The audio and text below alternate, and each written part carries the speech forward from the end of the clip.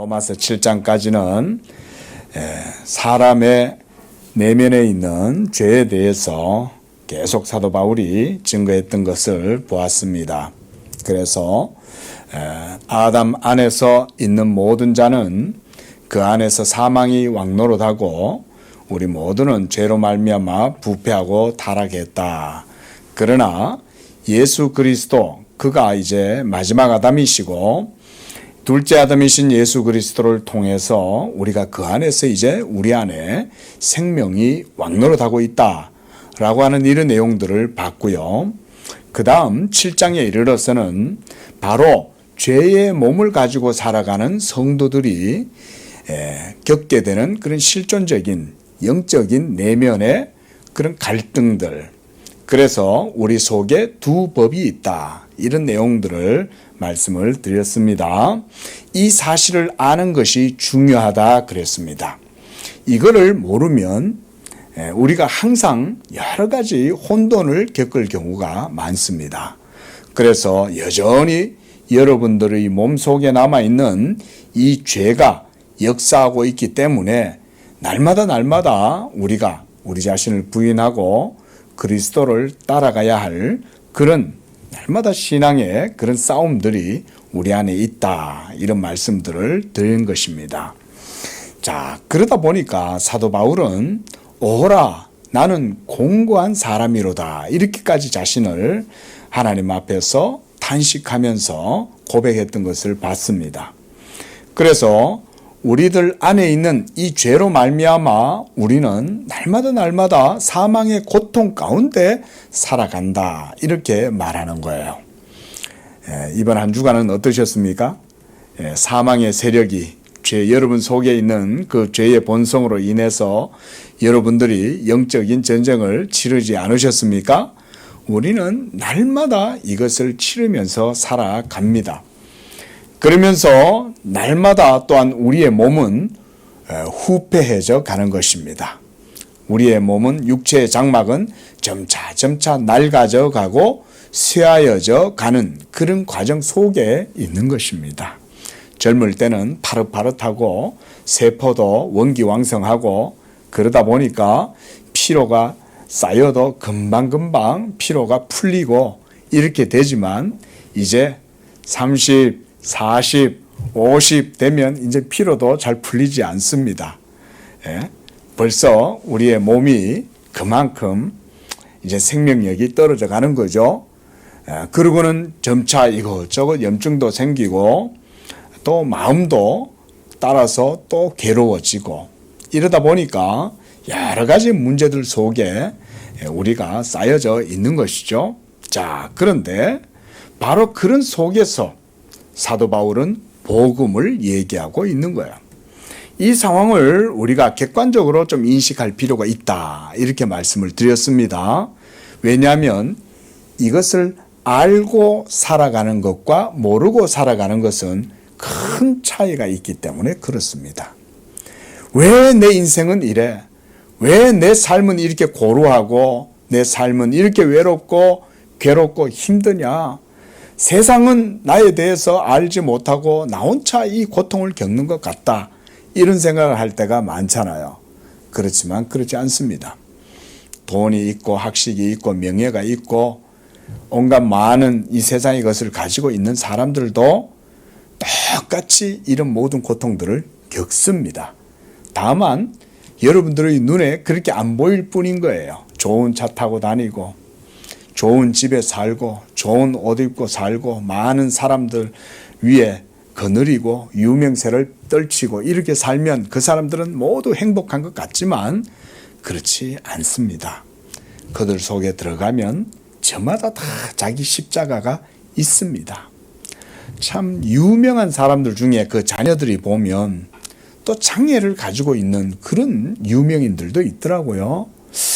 야, 근데 저렇게 참 학력도 참 우리나라에서 보면 가장 최고의 그런 학력을 가졌고 이 세상에서도 정말 남들이 부러워할 만큼 유명하고 뭐 가진 것 부러울 것 없는데, 그런데 보니까 그 자녀가 장애를 가지고 태어난 거예요. 얼마나 그 사람은 그것 때문에 고통하고 괴롭겠습니까? 누구나 다 이런 십자가는 하나씩 있어요. 자녀가 아니면 또 다른 걸 가지고 있는 거예요. 여러 가지 이런 고통 속에서 우리는 살아가는 것입니다. 자, 그런데 오늘 이제 8장이 들어와서는 사도 바울이 아주 대단한 이런 명언을 던집니다. 바로 1절에 바로 그 말씀이 있어요. 우리 한번 1절과 2절을 먼저 한번 읽고 말씀을 살펴보겠습니다. 시작. 그러므로 이제 그리스도 예수 안에 있는 자에게는 결코 정죄함이 없나니 이는 그리스도 예수 안에 있는 생명의 성령의 법이 죄와 사망의 법에서 너를 해방하였음이라. 아멘. 죄와 사망의 법에서 이제 예수 믿는 사람들은 해방되었다, 그 말인 거예요. 비록 여러분 속에 죄의 본성이 있어서 그 남은 죄가 죽는 날까지 여러분들의 영혼을 괴롭히고 여러분들의 삶을 찌르고 그래서 곤고하게 하고 트러블이 일어나게 하고 여러 가지 고통 속에서 사망의 몸이라고 하는 이런 탄식을 갖게 할지라도 그리스도 예수 안에 있다면 당신에게는 정죄함이 없습니다. 이 말을 지금 사도가 선언을 하고 있는 것입니다. 그리스도 예수 안에 in Christ Jesus, 예수 그리스도 안에 있는 바로 그 사람, 이것은 먼저는 믿음을 말하는 겁니다. 그리스도 안에서라고 하는 이 말은 예수님을 믿을 때의 이 말이에요. 우리가 보이지 아니하는 그리스도, 그분을 믿을 때 어떻게 그분 안에 거하느냐? 바로 예수를 믿을 때 그분 안에 거한다, 이렇게 말을 하는 것입니다. 또한 이것은 언약적인 표현입니다. 여러분, 우리가 하나님을 섬길 때는 언약 신앙으로 하나님을 섬기는 겁니다. 그렇다면 오늘날은 우리가 어떻게 하나님과의 언약의 관계를 맺을까요? 구약시대 때 하나님과의 언약의 관계는 율법을 지키고 율법을 행할 때에 그 가운데에서 언약이 온전케 되었죠. 그러면 신약시대인 오늘날 우리는 어떻게 하나님과 언약의 관계를 맺게 되는 걸까요? 그렇죠. 우리 권사님 정답. 예수님을 믿을 때 우리가 하나님과의 언약의 관계를 맺게 되는 거예요. 그리고 그 믿음 안에서 하나님의 언약이 온전하게 이루어지는 것입니다. 그러므로 그리스도 예수 안에 있다는 표현은 언약적인 표현인 거예요. 여러분, 예수님을 믿으면 구약시대 때 율법으로 말미암아 그것을 행하고 율법에 순종하고 그 율법의 복을 누리고 이 모든 게 다 예수 안에 있는 거예요. 그러므로 이제 오늘날에 우리는 언약의 복을 받을 때는 예수를 믿으면 모든 언약의 복을 그 안에서 받는 거예요. 그래서 그리스도 예수 안에라고 하는 이 표현은 바로 그런 언약의 복을 우리에게 얘기를 해 주는 것입니다.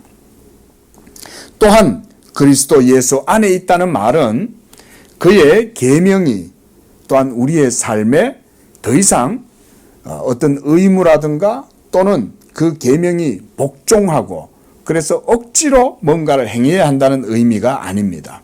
그리스도 예수 안에 있다면 그 모든 계명의 율법은 우리를 정죄하는 것이 아니라 도리어 우리에게 복이 되고 그래서 우리가 하나님을 사랑하는 가운데 그 계명을 행할 수 있다는 말입니다.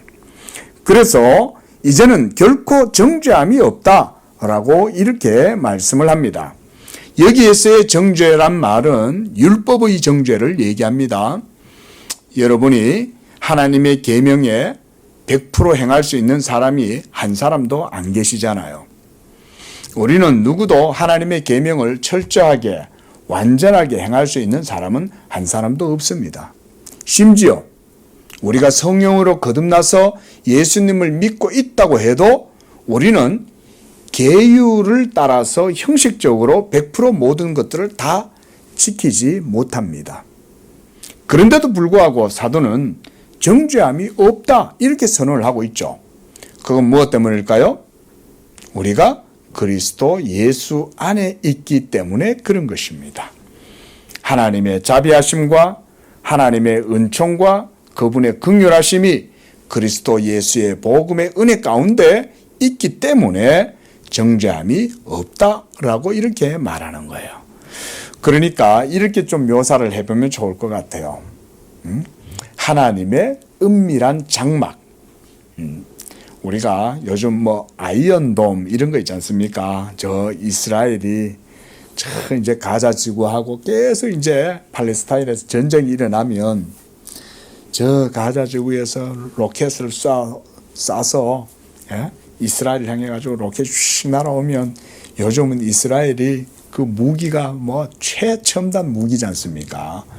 그러면 그 날아오는 로켓들을 이스라엘이 또 로켓을 쏴가지고 그걸 또 맞춘다는 거예요. 미사일을. 그러니까 이게 뭐 아무리 로켓을 쏴도 미사일을 쏴도 그걸 다 막아치는 거죠. 바로 그리스도 예수 안에 있으면 하나님께서 율법의 모든 쏘는 것에서부터 우리를 막아주신다는 거예요.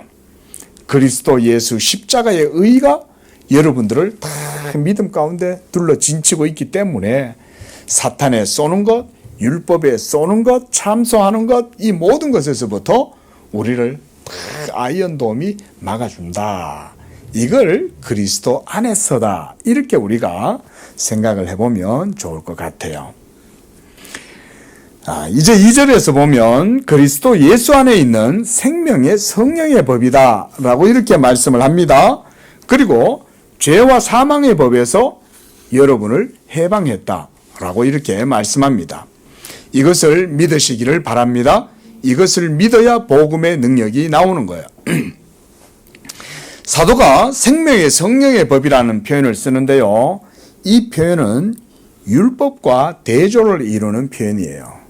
자, 율법도 하나님의 법이죠.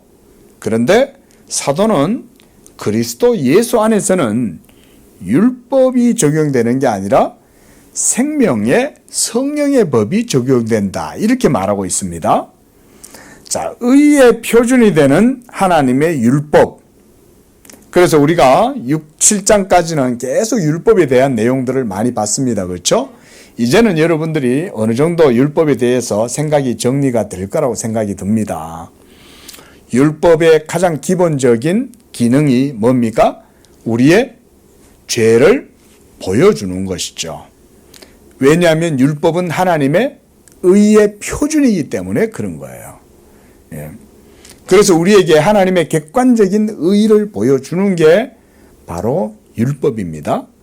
그러므로 이 율법의 계명 앞에서 우리는 모두 죄를 깨닫게 되는 것입니다.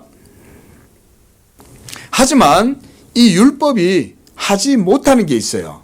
그게 뭐냐면 우리가 그 율법을 받게 되었을 때 이 율법은 그것을 받은 인간으로 하여금, 여러분이죠. 여러분들로 하여금 죄를 이기게 하거나 그래서 의의 상태로 나아가도록 하는 이런 것은 율법이 해주지를 못해요.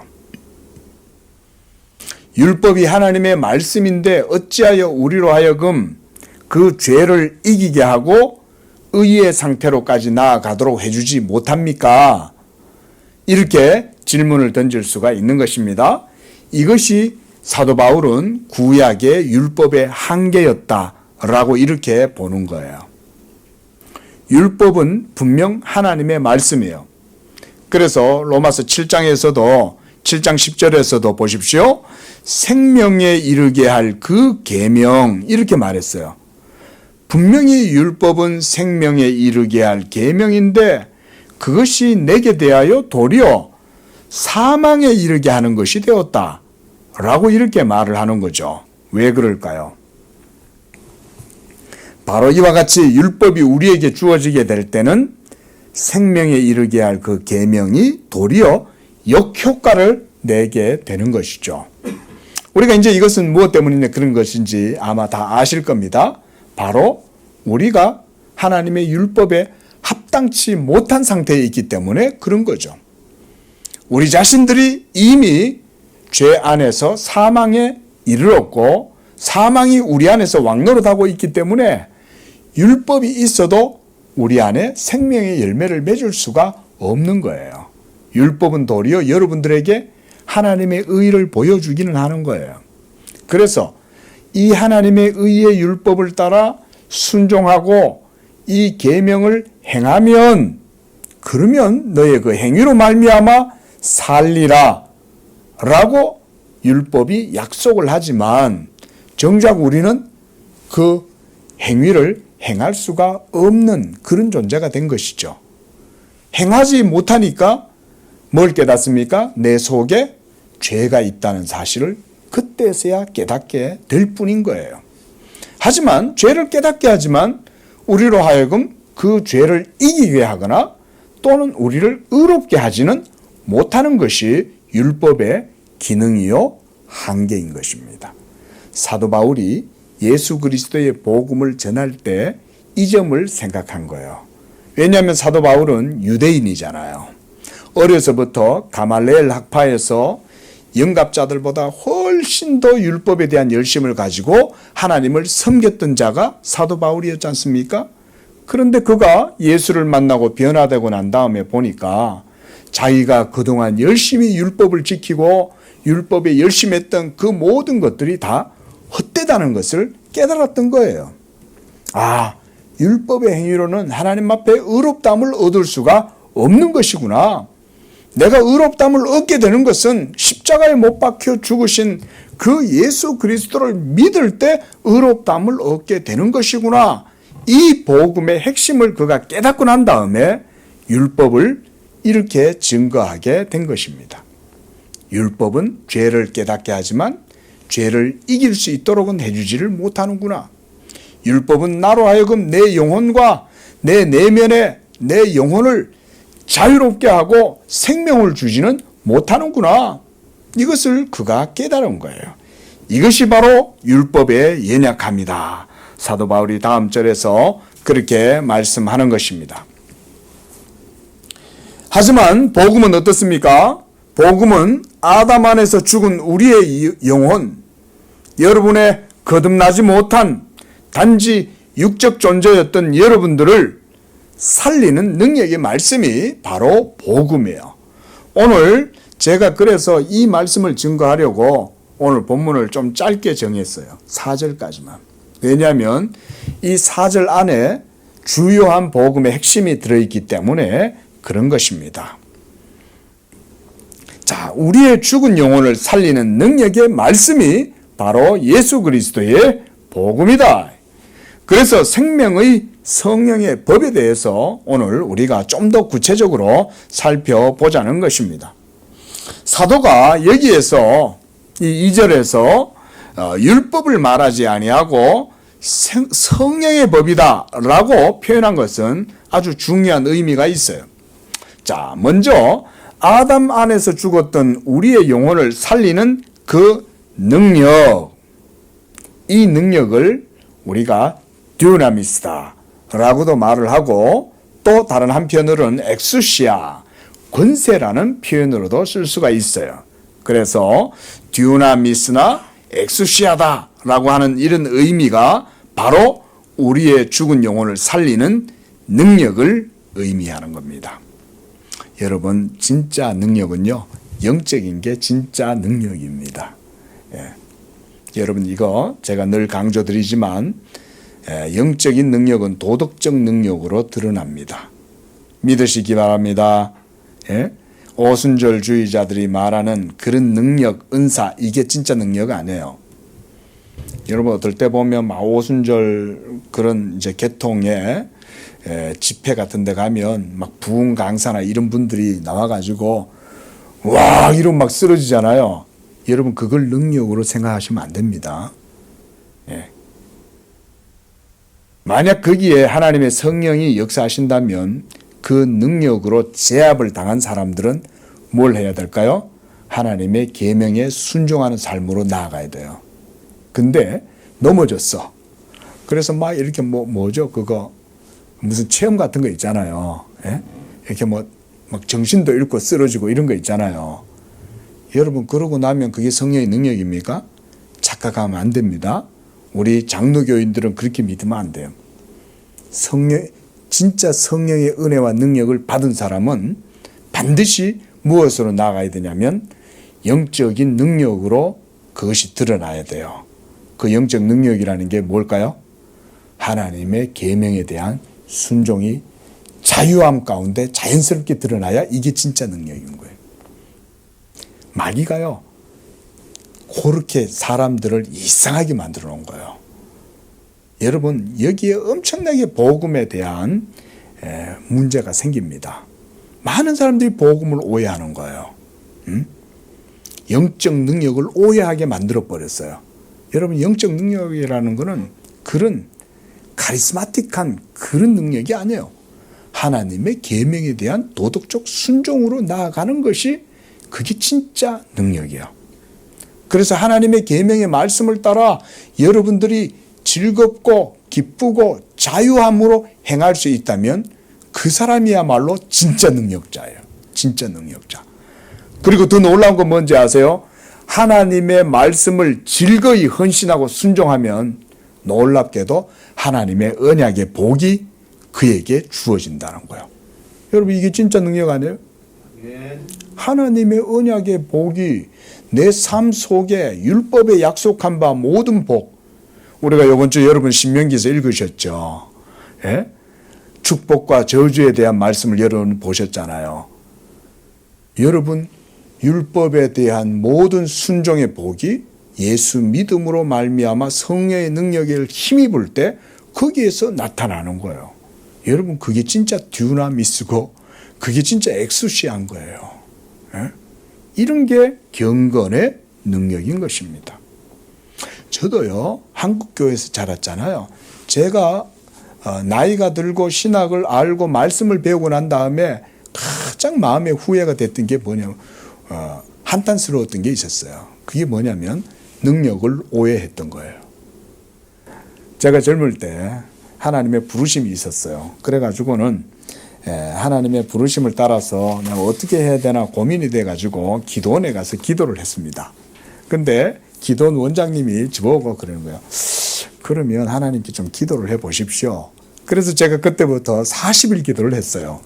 40일 기도, 금식 기도 아니고 40일 기도였어요. 40일. 그래서 40일 철야 기도를 한 거예요. 밤에. 밤새 하나님 앞에 가가지고 40일 동안 열심히 기도했을까요? 한 3일 정도는 열심히 기도했습니다. 그런데 이제 며칠 지나니까 그때부터 뭐 11시부터 막 잠이 쏟아지니까 잠만 자는 거지 뭐 기도를 하겠어. 눈 뜨면 좀 기도하는 척 가다가 쓰러지고 자고. 그래서 이제 40일이 끝난 거예요. 이제 40일이 끝나는 날, 그날 이제 대망의, 이야, 드디어 이제 40일 채웠어. 오늘 밤이 되면 이제 하나님이 하늘 문을 열고 나에게 하늘의 큰 능력을 부어주실 거야. 이 생각을 하면서 40일째는 막 그동안 안 했던 거 다 이제 때려 뭉쳐가지고 40일 날 기도하는 거야. 하늘을 향해가지고 주여 능력을 주시옵소서, 엘리야와 같은 능력을 주시옵소서 이러면서 막 기도를 하는데 웬걸 아무 일이 일어나지 않는 거예요. 야, 이거 뭐야? 40일 동안 나 이거 철야를 했는데 왜 하나님이 아무 반응이 없지? 야, 이게 뭐 하나님 능력 왜 안 주시는 거야? 참 그렇게 어리석고 미숙한 거예요. 예? 그래가지고 제가 진짜 이렇게 입을 벌리고 하늘 향해서 이러고 있었다니까요. 하나님 뭐 부어주시나 싶어가지고. 예? 하나님도 야, 이놈아 너 뭐하냐 이랬을 것 같아요. 예? 이미 하나님의 능력은 이미 그리스도 예수 안에서 주어져 있는데 뭘 다른 걸 구하고 있는 거니까 하나님도 야, 너 뭐해? 이렇게 하셨을 것 같아. 이미 그리스도 예수 안에서 복음의 능력을 주셨는데도 그게 뭔지 모르니까 가지고 이상한 행동을 하고 있는 거지. 나중에 철이 들어가지고 이제 깨닫게 된 거예요. 아, 그게 아니구나. 이미 예수 믿는 믿음 안에 벌써 하나님이 모든 걸 다 주셨구나. 그리스도 예수 안에서. 예? 그 나중에서 이제 깨닫게 된 거죠. 사랑하는 성도 여러분, 하나님이 그리스도 예수 안에서 하늘의 모든 신령한 복을 이미 여러분에게 다 주신 줄로 믿으시기 바랍니다.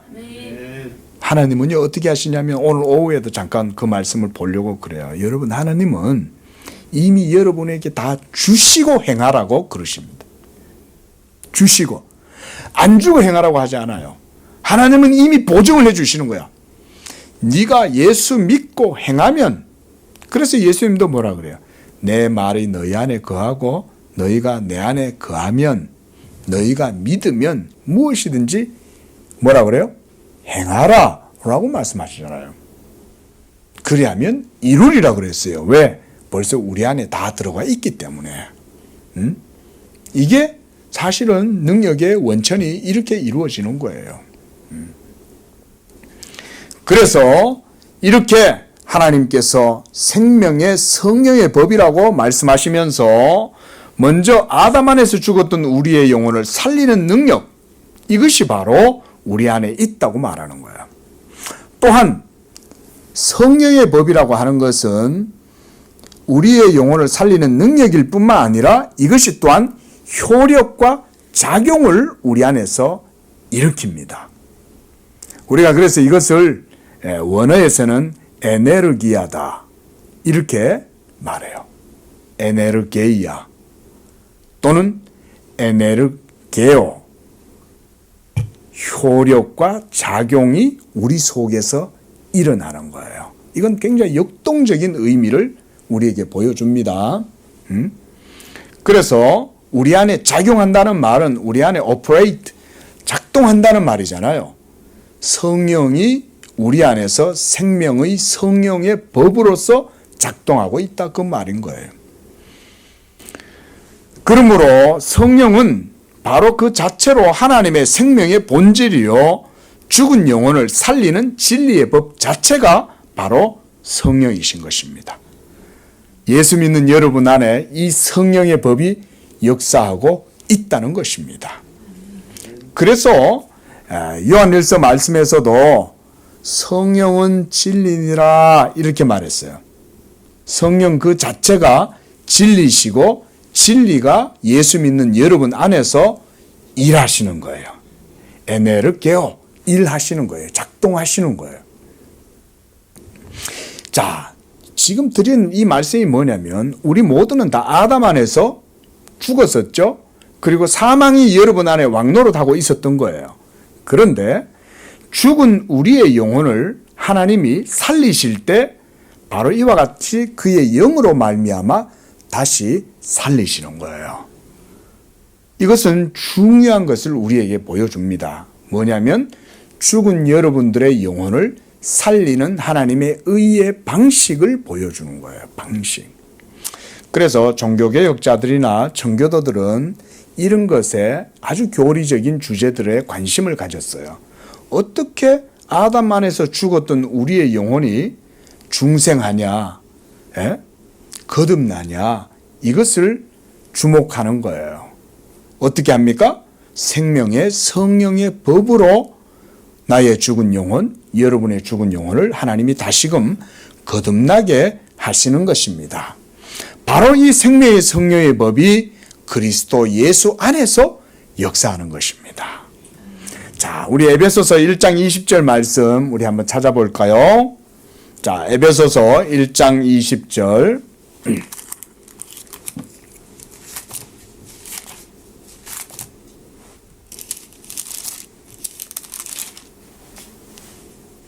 에베소서 1장 20절 311장입니다.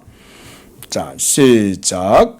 그의 능력이 그리스도 안에서 역사하사 죽은 자들 가운데서 다시 살리시고, 그랬습니다. 그의 능력이에요. 이때 능력은 정확히 표현하면 부활하신 그리스도의 능력이에요. 그리스도 안에 있는 부활의 능력이 이제는 예수 믿는 여러분들 안에도 역사한다는 거예요. 오퍼레이터 한다는 거예요. 그럴 때에 또한 죽은 자들 가운데에서 여러분들을 다시 살려내시는 거예요. 그래서 여러분들이 이전에는 육적 존재였지만 이제는 영적 존재로 여러분들로 하여금 변화를 일으키시는 거예요. 이전에는 이 세상의 것만을 쫓아 살아가는 거예요. 물질, 명예, 이 세상의 아름다운 것들, 가치 있는 것들, 그런 것들만이 의미가 있다고 생각했지만 이제는 그런 것들이 아무것도 없는 거예요. 얼마 전에 전두환 씨의 손자인 전우원 씨, 참 그분이 정말 자기 집안에 있는 모든 것들을 다 폭로를 해버렸잖아요. 전두환 씨가 살아있을 때 끝까지 그 자기가 내야 될 모든 것들을 내지도 안 하고 그러고 있다가 결국은 그러고 이제 세상을 떠났는데, 그 손자가 예수를 믿은 거예요. 어떻게 예수를 믿은 건지 모르지만 이분이 예수를 믿고는 자기 집안에서 이루어지고 있는 이 모든 일들을 보면서 이분이 굉장히 한탄을 한 것 같아요. 물론 이분이 뭐 마약도 하고 이런 거 보니까 온전한 믿음은 아니야. 근데 한 가지 이분이 깨달은 게 있어. 뭐냐면 헛되다는 거예요. 부정하고 불의함이 반드시 하나님의 진노와 심판을 받게 될 거라는 이런 양심의 굉장히 큰 양심의 가책을 느낀 것 같아요. 이분이. 그러면서 이분이 모든 것들을 다 내려놓고 다 폭로를 해버리는 거죠. 저는요, 여러분들은 또 어떻게 생각하실지 모르지만 저는 그분이 가족을 사랑하는 사람이라고 생각을 합니다. 가족을 사랑하는 사람인 거예요. 왜 그럴까요? 집안의 명예도 모두 다 실추시키고 그렇게 한 것 같지만 사실은 그렇게 함으로써 그 집안 사람들, 전씨 일가들, 그 아들들, 그 가족들 모두가 다 그래도 그렇게 함으로써 하나님의 나라에 그래도 가까이 갈 수 있는 기회를 얻는 거예요. 저는 다른 것보다도 그 손자 되시는 분이 폭로함으로써 그 가족들을 사랑하는구나. 그래서 죄를 회개할 수 있는 기회를 주는구나. 돌이킬 수 있는 기회를 주는구나. 저는 개인적으로는 그렇게 의의를 둬요. 폭로하는 것은 사회적으로 보면, 국가적으로 보면 또 어떤 의미들이 있기에 하겠죠. 하지만 그렇게 부패하고 그렇게 해서 죄를 지어가지고 얻은 돈을 쓰면서 살아가면 여러분 천국 갈 수 있겠어요? 그 아버지 뭐예요 이름이? 전재용 씨? 그분이 또 뭐 목사가 됐다 그런다는데, 예? 목사가 됐다 이런 얘기도 있더라고요 보니까. 근데 여러분 삭개오를 보십시오. 삭개오가 예수님을 만났을 때 자기가 부정축제한 게 있다면 내가 다 갚겠나이다. 그분뿐만 아니라 그 가족들이 하나님의 임박한 진노를 피하려면 그 모든 것, 부정한 것 다 내려놔야 되는 거죠. 하나님 앞에. 그리고 그 손자가 선지자 역할을 했다고도 볼 수 있죠. 그 집안에서. 그렇죠? 선지자는 아니지만, 예? 그 손자가 바로 그 가족들을 저는 그렇게 사랑하기 때문에 그랬다고 생각을 해요. 자기들 가족들이 모두 지옥 갈 걸 아니까. 응? 지옥 갈 걸 아니까. 여러분, 영혼이 살아나면 바로 이렇게 가치관이 바뀌는 거예요. 예수를 믿으면, 성령으로 거듭나면 더 이상 이 세상에 있는 것이 가치 있다고 여겨지지 않습니다. 그리스도 예수 안에 하나님의 부르심이 있고 그 안에 생명이 있고 영적으로 거듭나서 새 생명 가운데 행하는 게 중요하다고 생각을 하는 거죠. 자, 한 절 말씀 더 찾아봅니다. 이번엔 요한복음 6장 63절이에요. 요한복음 6장 63절. 신약성경 155쪽.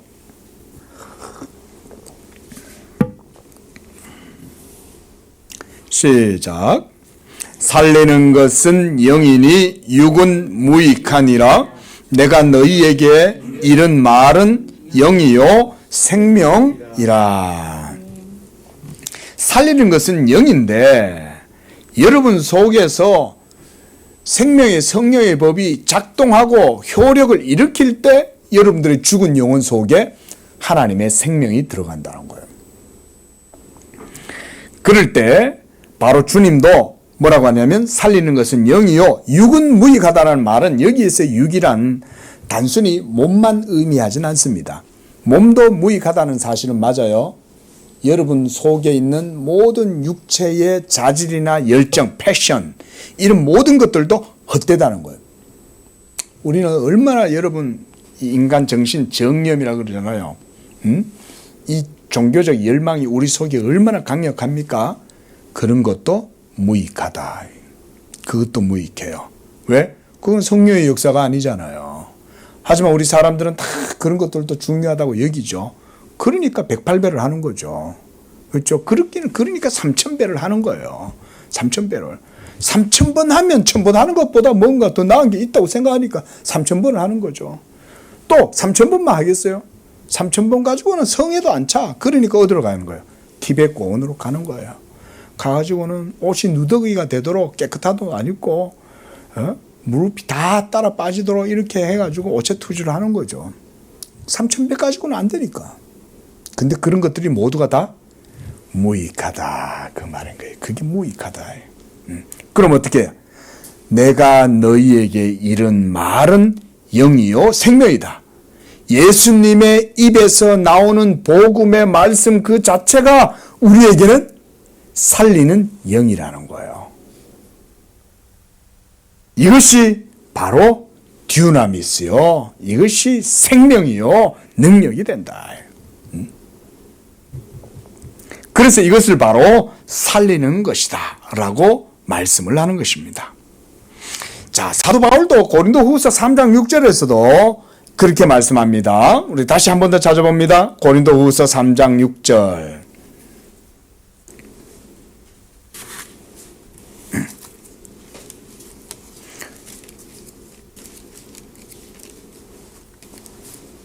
신약성경 289쪽입니다.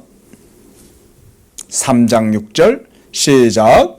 그가 또한 우리를 새 언약의 일꾼 되기에 만족하게 하셨으니 율법 조문으로 하지 아니하고 오직 영으로 함이니 율법 조문은 죽이는 것이요 영은 살리는 것이니라. 자, 여러분 사도 바울이 고린도후서 3장 6절에서도 오늘 본문 말씀처럼 동일한 내용을 하는 거예요. 예수님도 살리는 것은 영이라고 얘기하셨고 사도 바울도 방금 우리가 읽었던 고린도후서 3장 6절에서도 율법 조문으로 하지 아니하고 오직 영으로 함이니 그랬어요.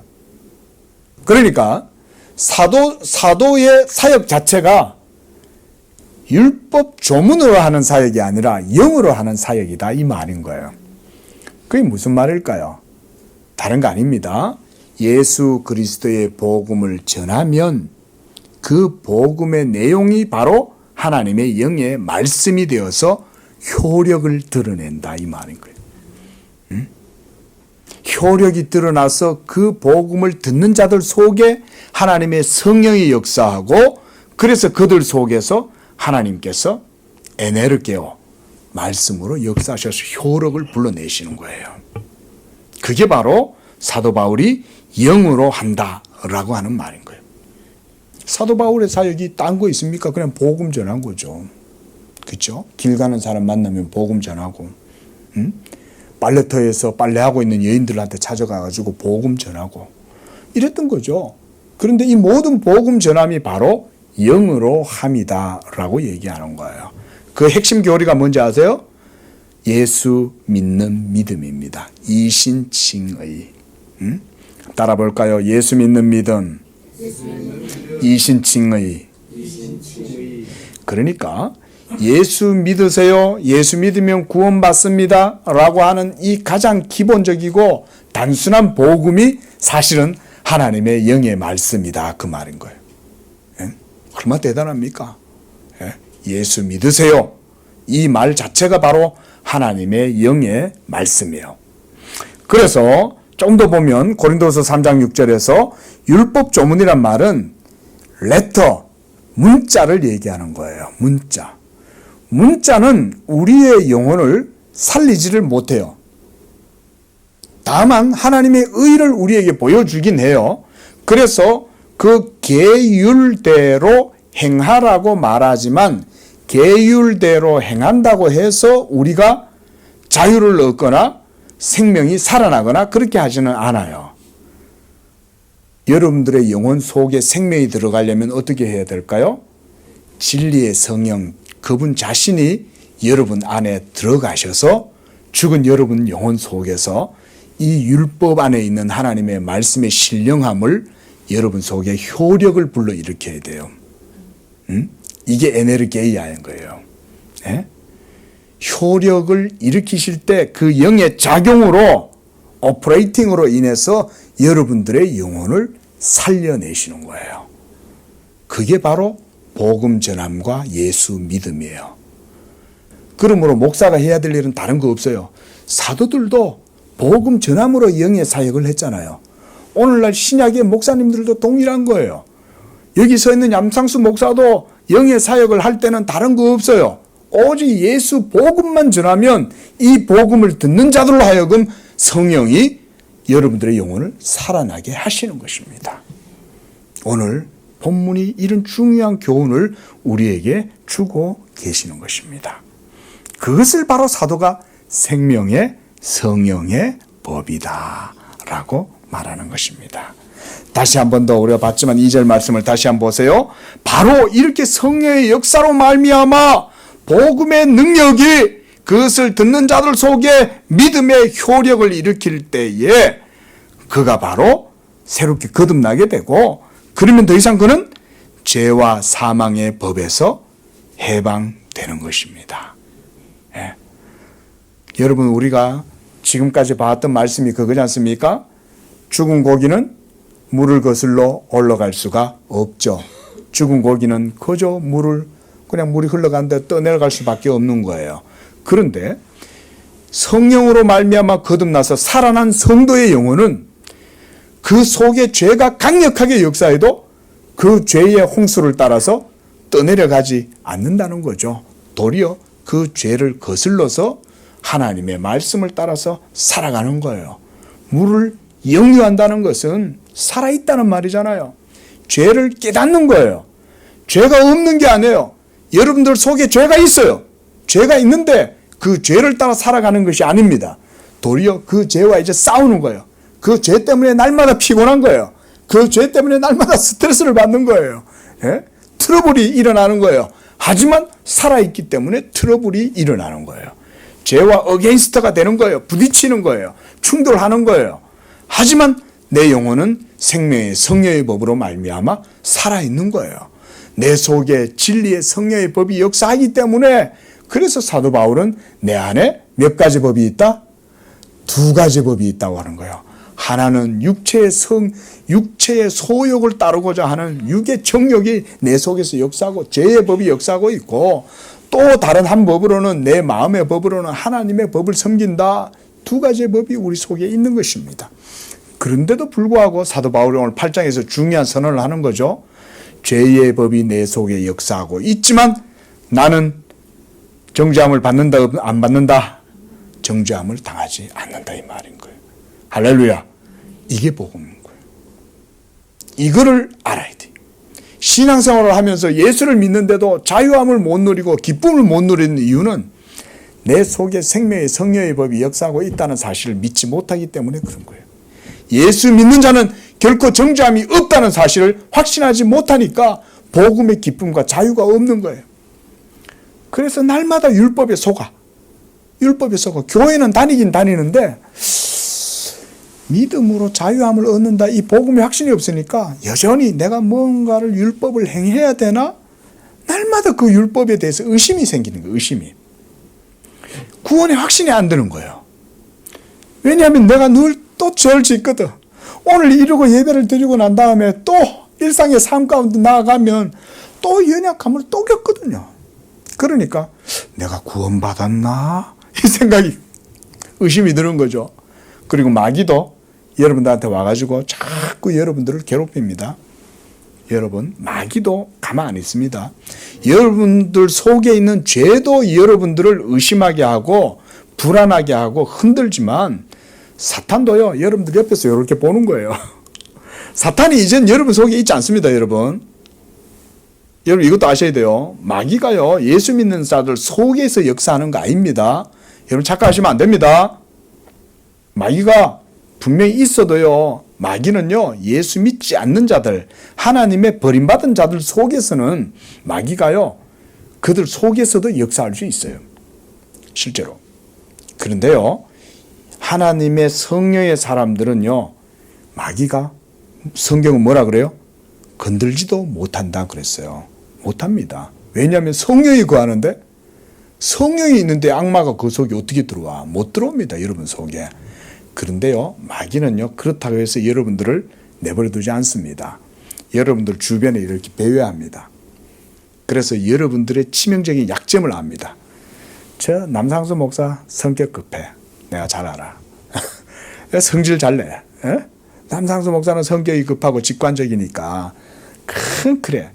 그럼 그거 알고 있다가 딱 이렇게 내가 영적으로 조금 둔해지고 나태해지면 싹 와가지고 희한하게 딱 거는 거예요.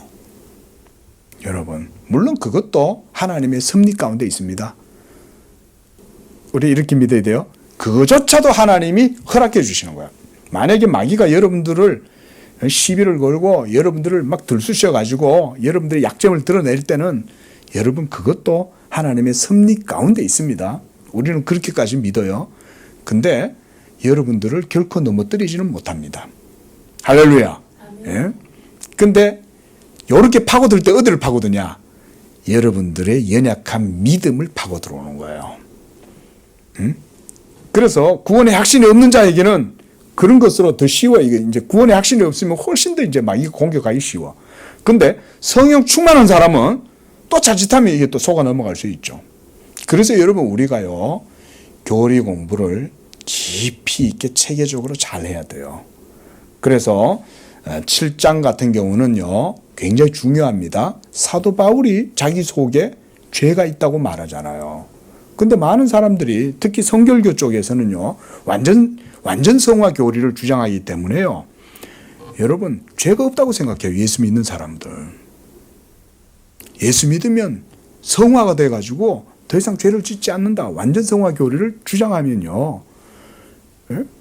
죄를 지으면 어떡해? 그러니까 복음의 확신을 못 가지는 거야. 왜냐하면 죄를 자꾸 짓잖아. 그 자기 스스로 봐도 이게 아니거든. 그러니까 내가 하나님께 버림받았다고 생각을 해버리는 거예요. 그러면 이제 마귀한테 지는 거죠. 그런 게 아니에요. 우리는 점진적 성화를 강조하죠. 우리 속에 죄가 있다. 로마서 7장이 주는 교훈들이 여러분 많아요. 제가 그런 것들 일일이 뭐 다 말씀은 못 드렸지만, 그러니까 로마서 8장에 와가지고 사도 바울이 오늘 1절에서 결코 정죄함이 없다라고 얘기하는 것은 복음의 분명한 선언인 거예요. 예수를 믿을 때 우리는 부족하고 연약하지만 하나님의 자비하심이 있기 때문에 그 믿음 가운데 있는 자들에게는 하나님이 아이언돔이 되고 하나님께서 그들을 결코 정죄하지 아니하신다. 자, 3절 4절도 보고 마치겠습니다. 자, 3절에서 그래서 사도 바울은 이제 생명의 성령의 법 아래 살아가는 성도들로 하여금 이렇게 교리적인 설명을 해줍니다. 율법이 육신으로 말미암아 연약하여 할 수 없는 그것, 그랬어요. 율법이 연약해서 할 수 없다는 말은 우리의 육신 때문에 그렇다는 얘기입니다. 율법 그 자체가 약하거나 뭔가 문제가 있어서가 아니에요.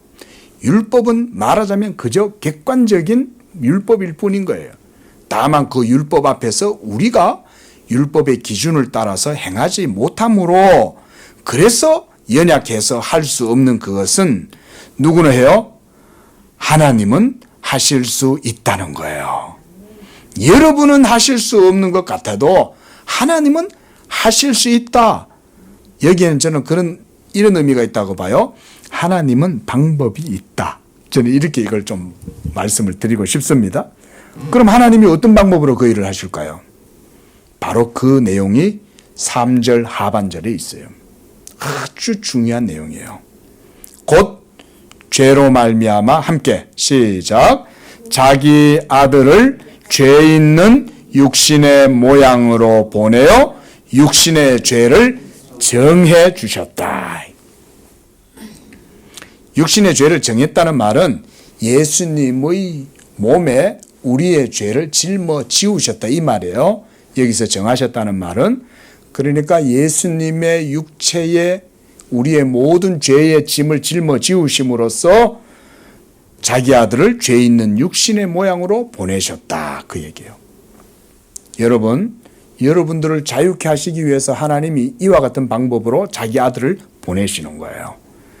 그래서 우리는 할 수 없으나 하나님의 아들 예수 그리스도께서 십자가에서 우리의 죄를 짊어지고 죽으심으로써 이제 그 모든 율법의 연약함을 깨뜨리셨다는 거예요.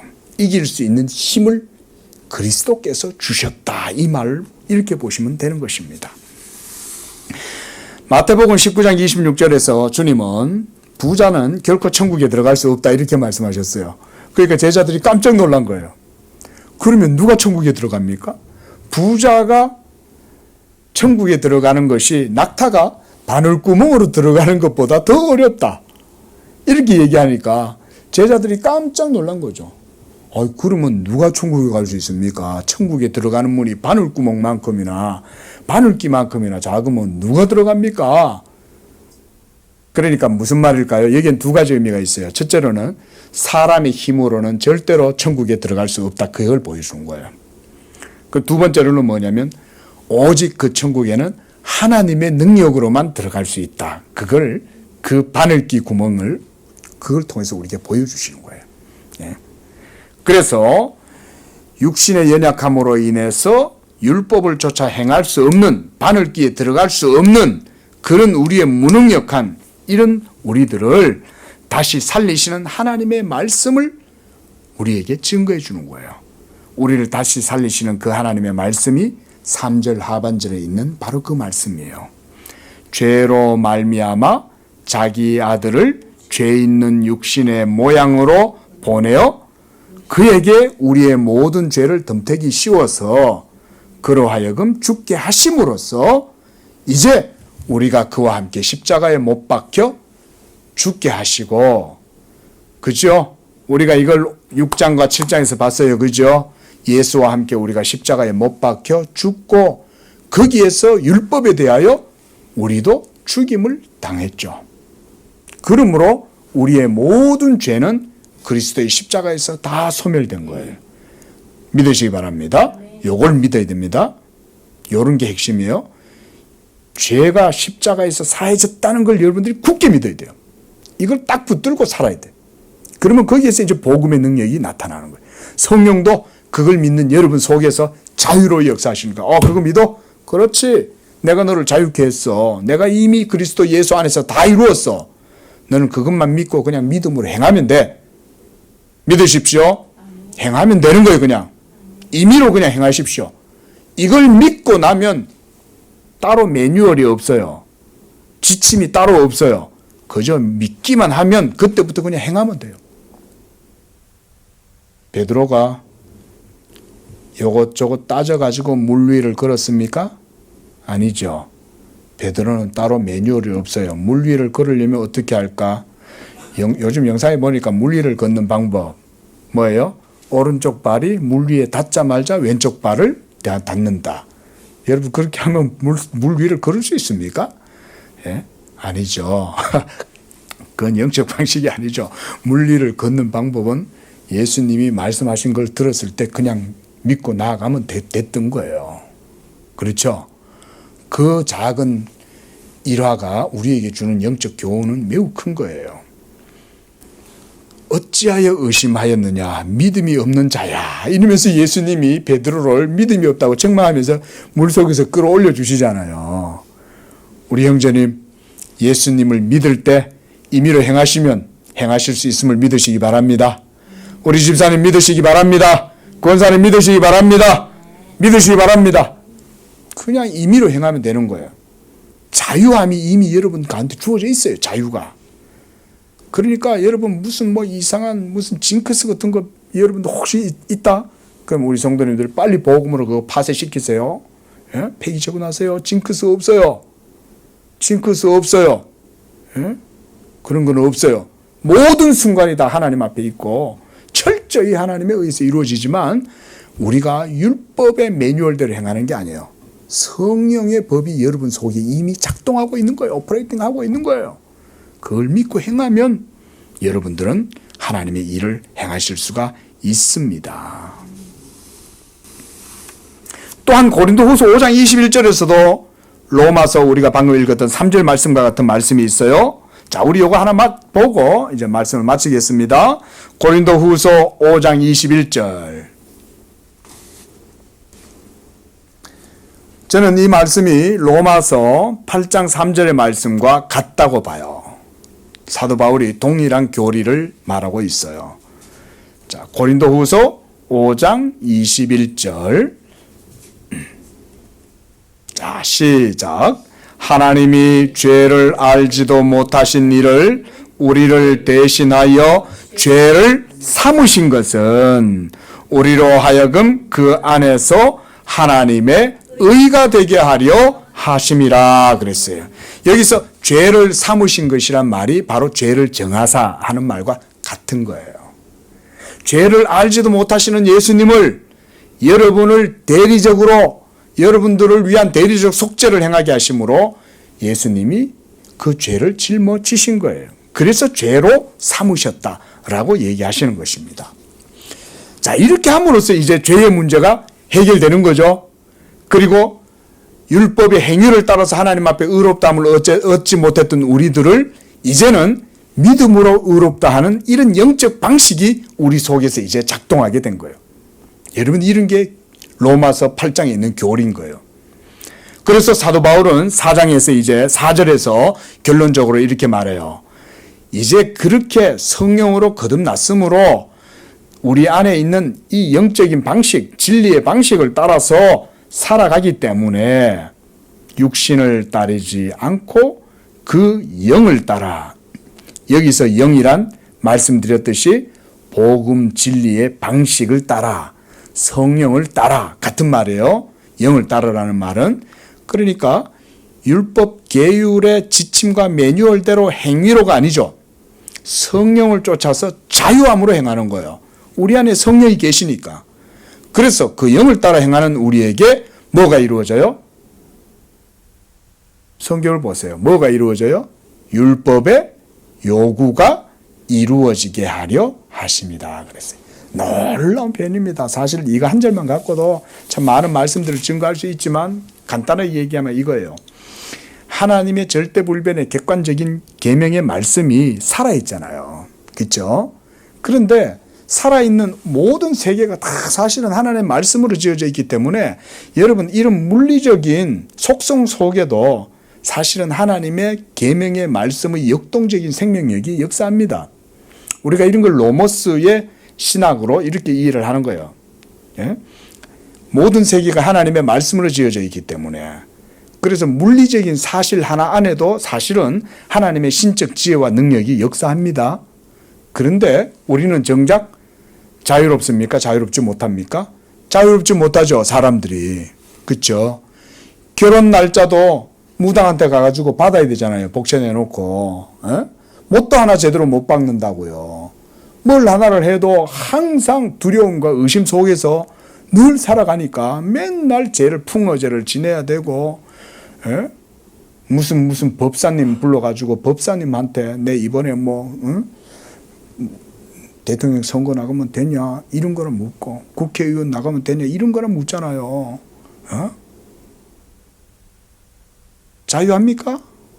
자유하지 않은 거죠. 이 세상에 있는 모든 아담에게서 난 자들은 다 자유롭지 못합니다. 왜 자유롭지 못한지 아세요? 죄 때문에 자유롭지 못한 거예요, 사실은. 예? 문제는 사실 자기 안에 있는 죄가 문제인 거예요, 죄가. 그러나 율법의 요구가 이루어진다는 이 말은 대단한 말 아닙니까? 하나님이 우리에게 요구하시는 바 모든 의가 이제는 믿음으로 살아가는 사람의 삶을 통해서 이루어지게 된다는 거잖아요. 얼마나 놀랍습니까? 말씀을 맺겠습니다. 성령으로 행하실 수 있기를 바랍니다. 아멘. 믿음으로 행하실 수 있기를 바랍니다. 아멘. 믿음으로 행하는 게 성령을 쫓아 행하는 거예요. 예수 믿는 믿음으로 행하면 이와 같이 하나님께서 예수 그리스도의 생명의 성령의 법이 우리 안에 역사하게 해서 율법의 요구가 삶 가운데 이루어짐으로써 여러분이 언약의 복을 누리게 하신다. 이게 예수 믿음의 복인 줄로 믿습니다. 기도하겠습니다. 자비로우신 하나님 아버지, 오늘 로마서 말씀을 통해서 그리스도 예수 안에 있는 자들에게는 결코 정죄함이 없을 뿐만 아니라 그들은 이제 성령을 쫓아 행함으로써 생명의 성령의 법이 믿는 자 안에 역동적인 원리로 작동하고 그 효력을 드러내므로 이제 예수 믿는 자들은 누구든지 믿음으로 행하여 하나님의 율법의 요구를 따라서 행할 수 있다고 말씀해 주셨습니다. 우리 양재교회 성도들에게 이와 같은 언약의 믿음을 허락하여 주시고 우리 성도들의 삶을 통하여 하나님의 의의 모든 계명이 온전히 이루어지고 그걸 통해서 하나님께 영광을 돌릴 뿐 아니라 우리가 나가도 복을 받고 들어가도 복을 얻는 그런 언약의 복이 우리 양재교회 성도들의 삶에 넘치게 하여 주시옵소서. 예수님의 이름으로 기도합니다. 아멘.